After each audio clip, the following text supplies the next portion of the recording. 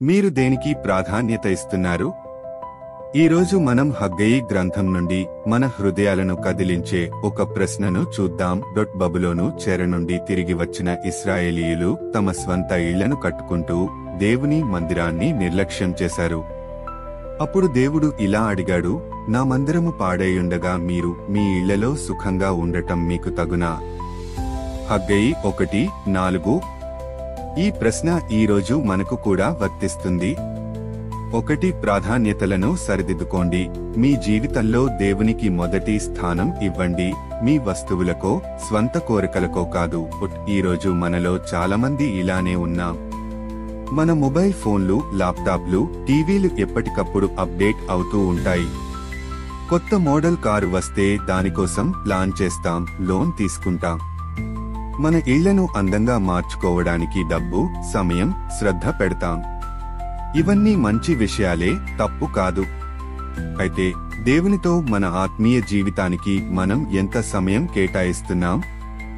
Bible చదవడానికి, ప్రార్థించడానికి ఎంత సమయం ఇస్తున్నాం? ఉదయం 9 గంటల వరకు నిద్రపోతాం, కానీ మందిరానికి సమయానికి వెళ్లలేం. ఆదివారం ప్రార్థన తర్వాత ఇంటికి వెళ్లి టీవీ చూస్తాం, కానీ సహవాసంలో పాలు పంచుకోం. 2. దేవుని పనిని నిర్లక్ష్యం చేయవద్దు. ఇశ్రాయేలీయులు ఎంత కష్టపడినా వారికి ఆశీర్వాదం రాలేదు. దేవుని మందిరాన్ని నిర్లక్ష్యం చేసినందువల్ల వారి పంటలు పండలేదు, వారికి తగినంత ఆహారం, నీరు, వస్త్రాలు లేవు.